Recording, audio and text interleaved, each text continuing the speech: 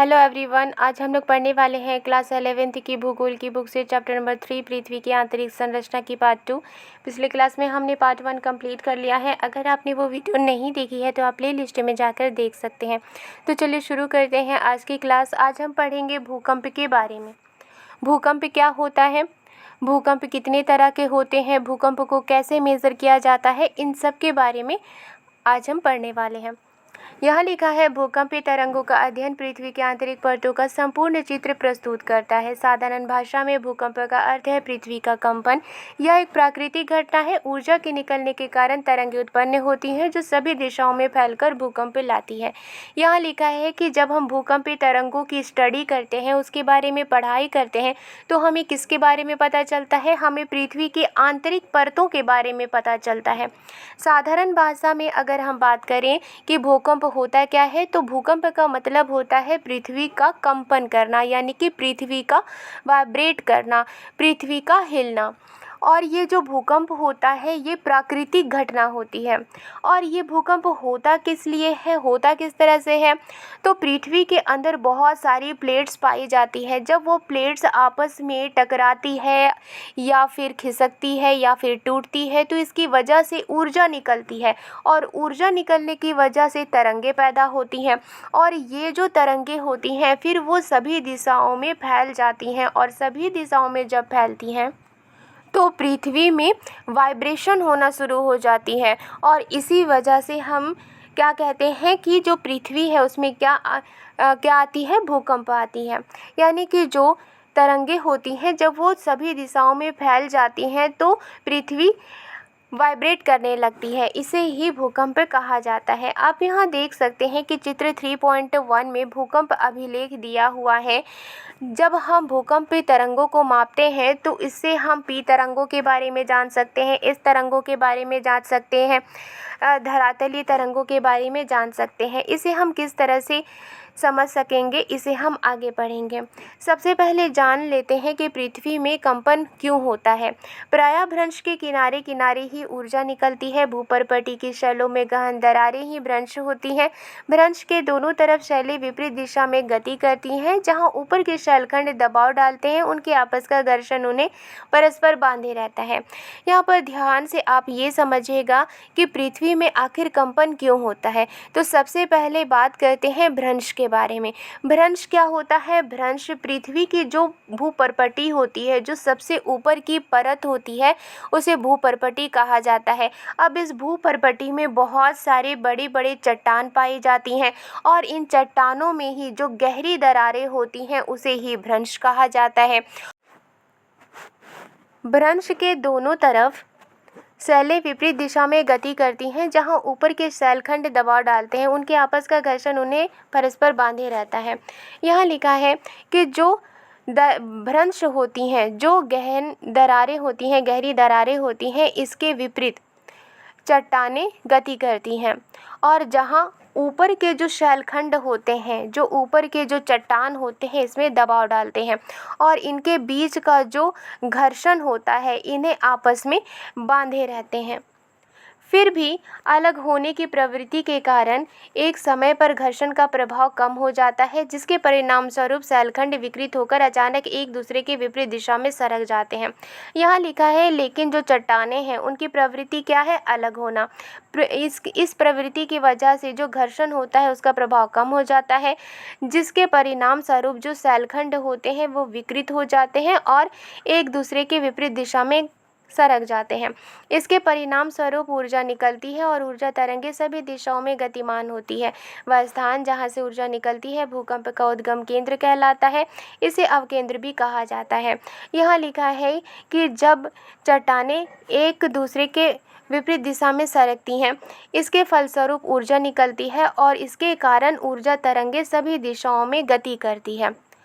वो स्थान जहाँ से ऊर्जा निकलती है उसे उद्गम केंद्र यानी कि फोकस कहा जाता है, इसे अवकेंद्र यानी हाइपोसेंटर भी कहा जाता है।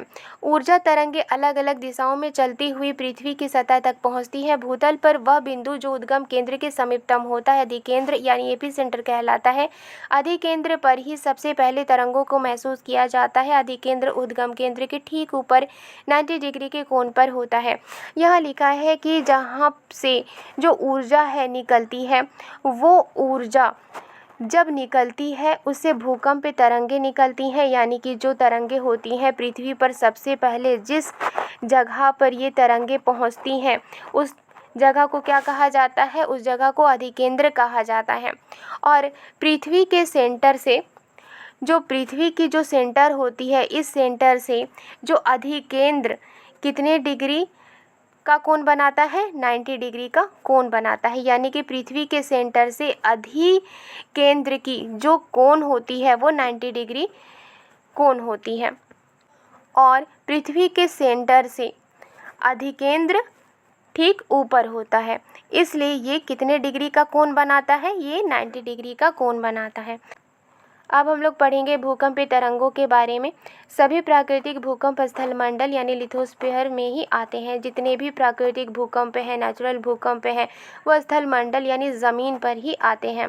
अभी इतना समझ लेना पर्याप्त है कि स्थलमंडल पृथ्वी के धरातल से 200 किलोमीटर तक की गहराई वाले भाग को कहते हैं। भूकंप मापी यंत्र यानी सिस्मोग्राफ सतह पर पहुँचने वाली भूकंप तरंगों को अभिलेखित करता है। यहाँ लिखा है कि अभी इतना समझ लेना ही काफ़ी है कि जो पृथ्वी है, पृथ्वी के जो सरफेस होती है उसके 200 किलोमीटर की गहराई तक ही स्थलमंडल कहते हैं। भूकंप मापी यंत्र यानी कि जो भूकंप होता है वो किससे मापा जाता है, वो भूकंप मापी यंत्र से मापा जाता है, जिसे इंग्लिश में सिस्मोग्राफ कहा जाता है। और ये जो सिस्मोग्राफ होता है वो पृथ्वी की सतह पर पहुंचने वाले जो भूकंप तरंग होते हैं उनको मापता है। चित्र 3.1 भूकंप तरंगों का अभिलेख वक्र दिखाता है। यह वक्र 3 अलग बनावट वाली तरंगों को प्रदर्शित करता है। जब आप चित्र 3.1 को देखेंगे तो आप ये देखेंगे कि इसमें पी तरंगे हैं, एस तरंगे हैं, धरातलीय तरंगे हैं। ये किस तरह की तरंगे होती हैं, इन्हें हम आगे पढ़ेंगे। यहाँ लिखा है, बुनियादी तौर पर भूकंपीय तरंगे 2 प्रकार की होती हैं, भूगर्भिक तरंगे यानी बॉडी वेव्स व धरातलीय तरंगे यानी सरफेस वेव्स। और भूकंपीय तरंगे कितने तरह की होती हैं, 2 तरह की होती हैं। पहला है भूगर्भिक तरंगे और दूसरा है धरातलीय तरंगे। भूगर्भिक तरंगे उद्गम केंद्र से ऊर्जा के मुक्त होने के दौरान पैदा होती है और पृथ्वी के अंदरूनी भाग से होकर सभी दिशाओं में आगे बढ़ती है, इसलिए इन्हें भूगर्भिक तरंगे कहा जाता है। भूगर्भिक तरंगों एवं धरातलीय शैलों के मध्य अन्योन्य क्रिया के कारण नई तरंगे उत्पन्न होती हैं, जिन्हें धरातलीय तरंगे कहा जाता है। यहाँ सबसे पहले लिखा है भूगर्भिक तरंगों के बारे में। जैसे कि नाम ही यहाँ लिखा है, भू मीन्स जमीन और गर्भ मीन्स अंदर, यानी ज़मीन के अंदर की जो तरंगे होती हैं उद्गम केंद्र से ऊर्जा से मुक्त होने के दौरान पैदा होती हैं। यानी कि पृथ्वी के अंदर जो ऊर्जा निकलती है उस ऊर्जा की वजह से भूकंपीय तरंगे पैदा होती हैं और इसी वजह से जो भूकंप आती है और पृथ्वी के अंदरूनी भाग से होकर सभी दिशाओं में आगे बढ़ती है, इसीलिए इसे भूगर्भिक तरंगे कहा जाता है। क्योंकि ये जो तरंगे होती हैं वो पृथ्वी के अंदर ही बहुत दिशाओं में, सभी दिशाओं में बढ़ती है, इसीलिए इसे भूगर्भिक तरंगे कहा जाता है। भूगर्भिक तरंगों और धरातलीय शैलों के मध्य यानी कि जो भूगर्भ तरंगे होती हैं और धरातलीय जो चट्टानें होती हैं उनके बीच में अन्योन्य क्रिया की वजह से नई तरंगे उत्पन्न होती हैं। जो भूगर्भिक तरंगे होती हैं, जो धरातलीय चट्टानें होती हैं, शैल होती है, उनके बीच में अन्योन्य क्रिया की वजह से, अन्योन्य क्रिया मतलब जो भूगर्भिक तरंगे होती हैं, धरातलीय शैल होती हैं, वो आपस में एक दूसरे को इफेक्ट डालती हैं, यानी कि एक दूसरे पर बल लगाती हैं। इसलिए इस तरह की जो क्रिया होती है उसे अन्योन्य क्रिया कहा जाता है। जब भूगर्भिक तरंगे और धरातलीय शैल के बीच में बल लगता है, एक दूसरे पर इफेक्ट पड़ता है, तो इसकी वजह से नई तरंगे पैदा होती हैं। इन्हीं नई तरंगों को धरातलीय तरंगे कहा जाता है। ये जो तरंगे होती हैं वो धरातल के साथ साथ चलती हैं, यानी कि जो पृथ्वी की धरातल होती है इसी के साथ साथ चलती है। तरंगों का जो वेग होता है, जो स्पीड होती है, अलग अलग घनत्व वाले पदार्थों से गुजरने पर बदल जाता है। जैसे कि अगर किसी पदार्थ का घनत्व ज़्यादा है तो वहाँ से वो बदल जाता है, उसका वेग स्पीड बदल जाता है। अगर किसी पदार्थ का घनत्व कम है तो जो तरंगें होती हैं उसका वेग बदल जाता है। अधिक घनत्व वाले पदार्थों में तरंगों का वेग अधिक होता है। ज़्यादा घनत्व वाले जो पदार्थ होते हैं उसमें तरंगों का जो स्पीड होता है वो ज़्यादा होता है। पदार्थों के जो घनत्व होते हैं उसके अलग अलग होने की वजह से परावर्तन होता है और आवर्तन होता है। मीन्स कि या तो जो तरंगे हैं वो वापस लौट जाएंगी या तो फिर जो तरंगे होती हैं वो कई दिशाओं में चली जाती हैं, यानी कई दिशाओं में बदल जाती हैं। भूगर्भीय तरंगे भी दो प्रकार की होती हैं। इन्हें पी तरंगे व इस तरंगे कहा जाता है। भूगर्भीय जो तरंगे होती हैं वो भी दो तरह की होती हैं। पहला है पी तरंग, दूसरा है इस तरंग। पी तरंगे तीव्र गति से चलने वाली तरंगे हैं और धरातल पर सबसे पहले पहुंचती हैं। जो पी तरंगे होती हैं वो सबसे पहले धरातल पर पहुंचती हैं और ये सबसे तीव्र गति से चलने वाली तरंगे होती हैं। और धरातल पर सबसे पहले कौन सी तरंगे पहुंचती हैं? वो पी तरंगे ही पहुंचती हैं। इन्हें प्राथमिक तरंगे भी कहा जाता है, जो कि ये सबसे पहले पहुंचती हैं इसीलिए प्राथमिक तरंगे भी कहा जाता है। पी तरंगे ध्वनि तरंगों जैसी होती हैं। जो पी तरंगे होती हैं वो साउंड की जो तरंगे होती हैं उस तरह की तरंगे होती हैं। ये गैस, तरल यानी कि लिक्विड और ठोस तीनों तरह के पदार्थों से गुजर सकती हैं। इस तरंगे धरातल पर कुछ समय के बाद पहुंचती हैं। ये द्वितीयक तरंगे कहलाती हैं। चूँकि जो इस तरंगे हैं वो पी तरंगे के बाद पहुंचती हैं, इसलिए इसे द्वितीयक तरंगे कहा जाता है। इस तरंगों के बारे में एक महत्वपूर्ण तथ्य ये भी है कि ये सिर्फ ठोस पदार्थों के मीडियम से ही चलती हैं, यानी ठोस पदार्थ जहाँ होंगे वहीं पर इस तरंगे चलती हैं। इस तरंगों की यह एक महत्वपूर्ण विशेषता है। इसी विशेषता ने वैज्ञानिकों को भूगर्भ संरचना समझने में मदद की।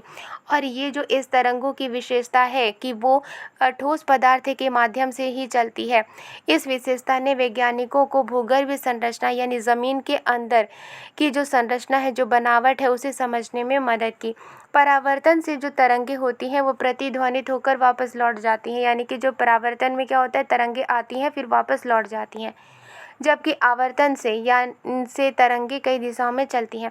जबकि जो आवर्तन होता है यानी कि रिफ्रैक्शन होता है, उससे जो तरंगे होती हैं वो कई दिशाओं में चलती हैं। भूकंप लेखी पर बने आरेख से तरंगों की दिशा भिन्नता का अनुमान लगाया जाता है। जब हम भूकंप लेखी की स्टडी करते हैं, भूकंप लेखी यानी कि जो सिस्मोग्राफ होता है उस पर जो आरेख बने होते हैं उसे तरंगों की दिशा और भिन्नता का अनुमान लगाया जाता है। जिस तरह की तरंगे होती हैं, जिस तरह का आरेख होता है, उसी तरह से तरंगों की दिशा के बारे में और उसकी भिन्नता के बारे में अनुमान लगाया जाता है। धरातलीय तरंगे भूकंप लेखी पर अंत में अभिलेखित होती हैं। सबसे पहले अभिलेखित होती हैं भूगर्भीय तरंगे, क्योंकि वो सबसे पहले आती हैं।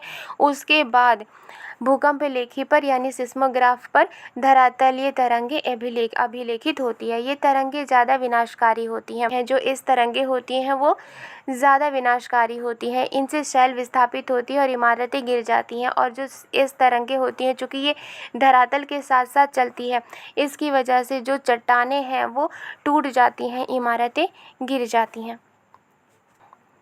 आज के लिए बस इतना ही। वीडियो पसंद आई है तो लाइक एंड सब्सक्राइब करना मत भूलिएगा। मिलती हूँ नेक्स्ट वीडियो में। Thank you.